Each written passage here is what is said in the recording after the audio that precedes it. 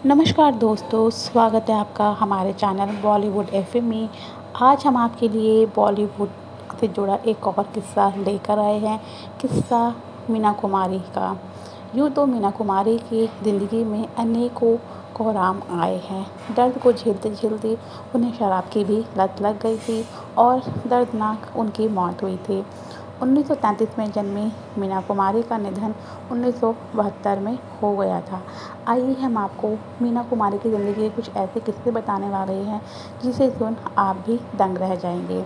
मीना कुमारी के पिता की इच्छा थी कि उनके घर में एक बेटा हो, लेकिन जब मीना कुमारी का जन्म हुआ तो उनके पिता को ये बात बिल्कुल अच्छी नहीं लगी। उन्होंने मीना के जन्म के बाद ही उन्हें अनाथालय में छोड़ दिया था, लेकिन उनकी माँ का घर पे रो रो कर बुरा हाल हुआ, जिसके बाद उनके पिता उन्हें अनाथ आश्रम से वापस ले आए। कुमारी के परिवार की उस टाइम पे आर्थिक हालत ठीक नहीं थी, उनके घर में गरीबी थी, इसीलिए मीना कुमारी ने बचपन से ही काम करना शुरू कर दिया था। मात्र 6 साल की उम्र में ही उन्होंने विजय भट्ट की फ़िल्म लेदरफेस में पहली बार काम किया था, जिसमें इस फ़िल्म में उन्हें महज़ ज़रबी का किरदार निभाया था। यह मीना कुमारी का असली नाम भी है, महज़बी। इसके अलावा मीना कुमारी ने तमाम टीवी शोज़ भी किए थे, लेकिन उन्हें शोहरत मिली 1952 में आई फ़िल्म बैजू बावरा से। यह फ़िल्म लोगों को इतनी पसंद आई थी कि इस फ़िल्म को 100 हफ्तों तक थिएटर में लगा रखा था। 1994 में मीना कुमारी को सर्वश्रेष्ठ अभिनेत्री का पुरस्कार मिला, लेकिन इतनी आसान उनकी ज़िंदगी नहीं थी। कहा जाता है कि मीना कुमारी को शराब की लत क्यों लगी थी और कैसे उनका प्यार हमेशा अधूरा रह गया।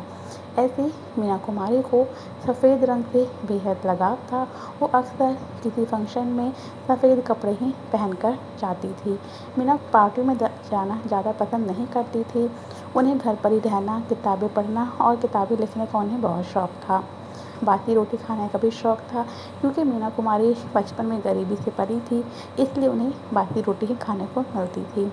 मीना कुमारी का एक बार कार एक्सीडेंट हो गया था, जिसकी वजह से उनकी छोटी उंगली कट गई थी और वो हमेशा शूट के दौरान अक्सर अपनी छोटी उंगली को छुपा लिया करती थी।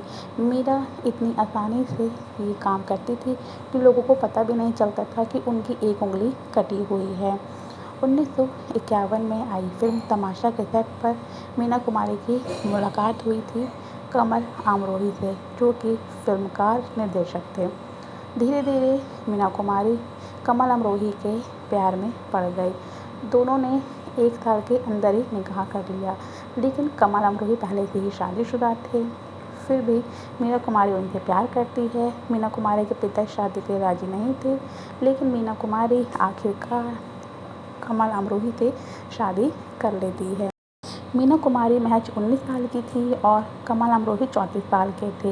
ये उनकी तीसरी शादी थी कमल अमरोही की, लेकिन मीना कुमारी से उनका प्यार ज़्यादा नहीं चला। 12 साल के बाद ही दोनों के रिश्तों में दरार आ गई और एक बार गुस्से में आके कमल अमरोही ने मीना कुमारी को तलाक दे दिया। लेकिन जब मीना कुमारी से कमल अमरोही ने तलाक लिया तो उन्हें एहसास हुआ कि ये मैंने बहुत बड़ी गलती की है, मैं मीना कुमारी से दोबारा शादी करना चाहता हूँ। तब कमल अमरोही ने अपने दोस्त और जीनत अमान के पिता अमान उल्लाह खान के साथ उनका हलाला करवाया था। 1 महीने बाद उन्होंने दोबारा मीना कुमारी से शादी की, लेकिन मीना कुमारी ने कहा कि हलाला के बाद मैं पूरी तरह से टूट गई हूँ। मीना कुमारी ने अपनी किताब में लिखा था कि धर्म के नाम पर दूसरे मर्दों को सौंपा गया, मुझ में और वेश्या में क्या फ़र्क रह गया है, मुझे ये चीज़ नहीं समझ में आती है। आखिरकार जब मीना कुमारी का हलाला हो गया तब कमल अमरोही ने उनसे दोबारा शादी कर ली, लेकिन कहा जाता है कि मीना कुमारी उनके साथ शादी करके खुश नहीं थी। मीना कुमारी की मुलाकात हुई तब धर्मेंद्र से। उस समय 1964 में एक फ़िल्म आई थी, मैं भी एक लड़की हूँ। उस दौरान मीना कुमारी और धर्मेंद्र की मुलाकात हुई। हालांकि धर्मेंद्र और मीना कुमारी दोनों ही शादीशुदा थे, लेकिन मीना कुमारी धर्मेंद्र के प्यार में पड़ गई। उस समय धर्मेंद्र को भी फिल्म इंडस्ट्री में अपनी जगह बनानी थी। मीना कुमारी पहले से ही जाना माना नाम थी।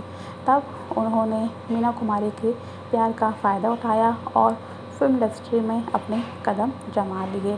कहा जाता है इस बात से भी लेके कमाल अमरोही ने उन्हें तलाक दे दिया था। मीना कुमारी को शायरी का भी बहुत शौक़ था। वो अक्सर शायरी किया करती थी। उन्होंने आखिरी दौर में अपनी डायरी लिखी थी, जो डायरी उन्होंने लेखक गुलजार साहब को सौंप दी थी।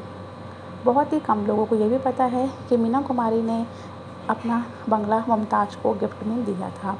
ज़्यादातर मुमताज़ ने मीना कुमारी के लिए फ़िल्म में काम किया था, लेकिन उस समय मीना कुमारी उनको उनकी फ़ीस नहीं दे पाई थी, जो कि 3 लाख रुपए थी। मुमताज़ ने कभी भी इसके बारे में नहीं कहा कि उन्हें उनके पैसे वापस चाहिए।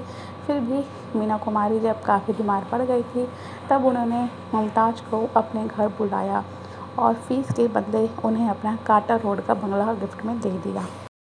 मीना कुमारी के आखिरी वक्त में खुद शक्ति सावंत, जो कि एक फ़िल्म डायरेक्टर थे, वो मीना कुमारी को लेकर एक फ़िल्म बना रहे थे, गोमती के किनारे।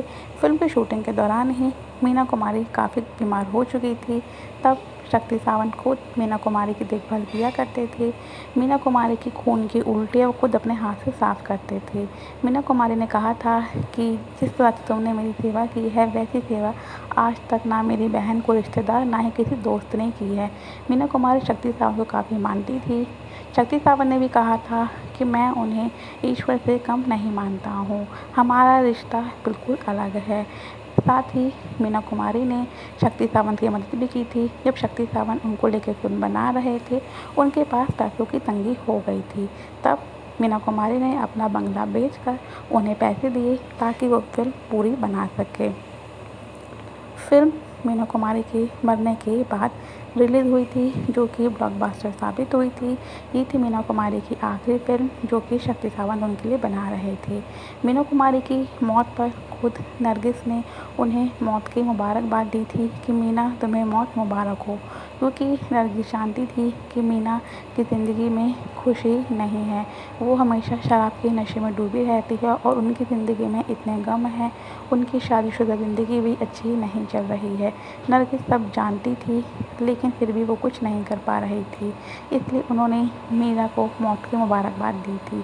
आज मीना कुमारी हमारे बीच नहीं है, लेकिन उनके तमाम किस्से आज भी लोगों के दिलों में ज़िंदा है। ये थी हमारी आज की स्टोरी। आपकी इस पर क्या राय है, आप हमें कमेंट करके ज़रूर बताइएगा। मिलते हैं अपने नेक्स्ट वीडियो में, तब तक के लिए bye bye and thanks for watching my videos.